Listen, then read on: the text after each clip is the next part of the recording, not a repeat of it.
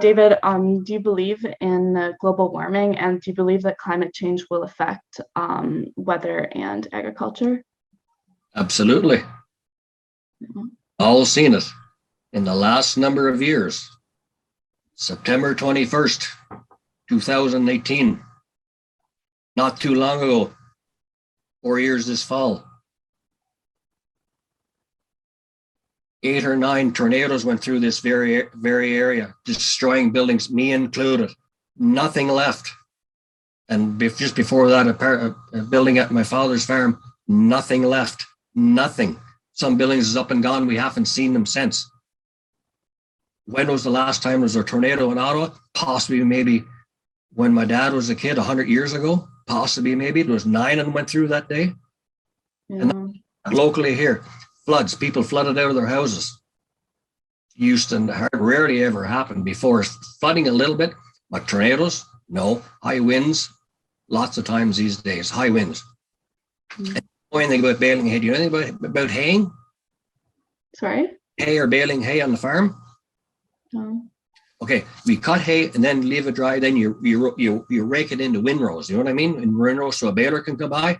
The wind comes by and takes the windrows, all knocks them into one, scatter them all over the field. Now you have to start all over again, for the most part. And I've been in this business driving tractors now for over 50 years, and we always got some wind, but there's more of it this last number of years. More of it, not just what I say. You can ask anybody that's in the business, and they'll tell you. So climate change, yes, it's happening.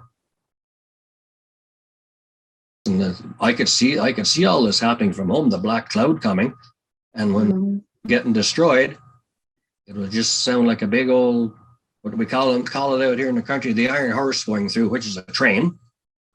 We call them the iron horse. That was the way they used to be called. The iron horse was going through, and it sounded just like that without the whistle blowing. There was a wicked roar that nobody can understand, I don't think, unless you live through it. And the only one of the reasons why my old house stood is because the thing is 150 years old. The rest of the houses that's relatively new, that was built in the last 30, 35 years, 2x4 framing, and that can't stand it. So I brought my generator from one of the buildings that we used to have, and I was going to get ready to plug it in. I said to my wife, this is too windy right now, but we've all lived this kind of wind before. I think we should get in the house. So she turned around and she opened the door and went in. And I went up one step. There's only 2 steps into this old farmhouse. And my toe was just about touching her heel, and I had my hand on the door handle.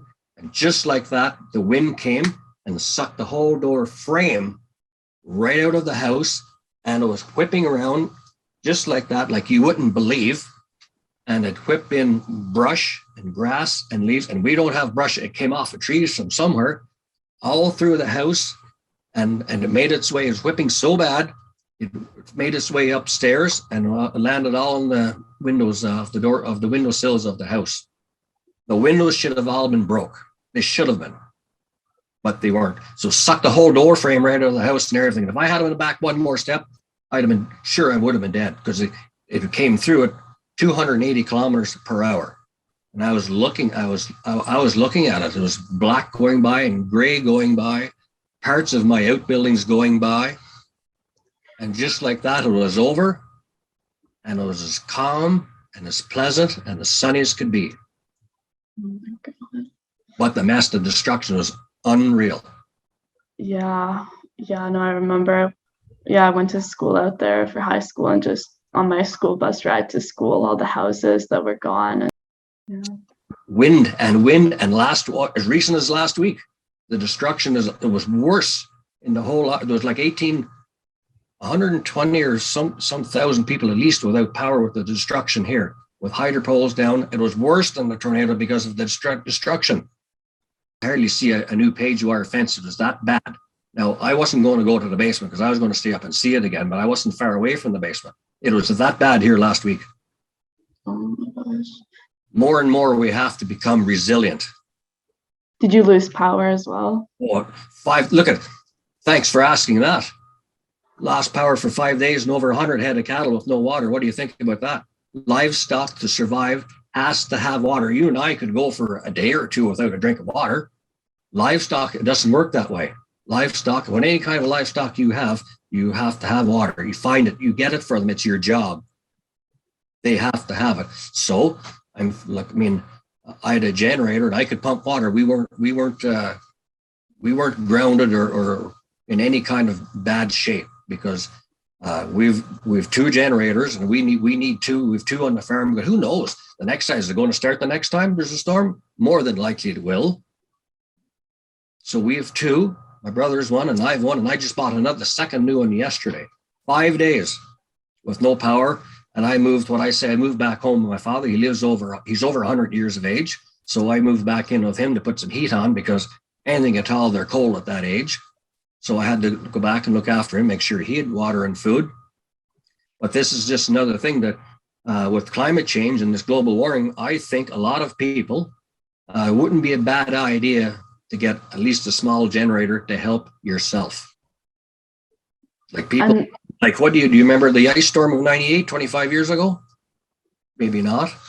I've read about it, but I don't. Read about it. Well, I've lived it too. There's 21 days here went by with a lot of people without power in Ottawa. 21 days. Yeah. That's a long time. I think it's serious enough that a lot of people should think about getting it. You don't have to get an expensive generator, but do something to help yourself and your family. You might not be sorry.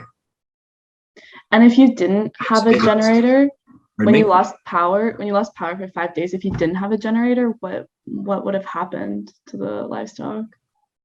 Well, we were in I know a local councillor, maybe it matters, maybe it doesn't matter, but we were the farmers were offered water and the fire trucks could come by and get water. Now for me, I went to, so you're from Ottawa? Yeah. So I went out Eagleson Road to Hazeldean Road and all up there. There was no power, so guess what? No gas. And if there was gas at one or two stations, it was an hour and a half lineup. Well, I'm not very patient at any time. I ended up going to Aaron Pryor for gas. Like I went and got $300 gas. My generator took $100 a day in gas. Oh my God. But there's a price for doing business. And like I said earlier, when you have livestock, it doesn't matter what they have to have water. Just like that. There's no excuses. So I went to Aaron Pryor and got as the closest gas that I could get.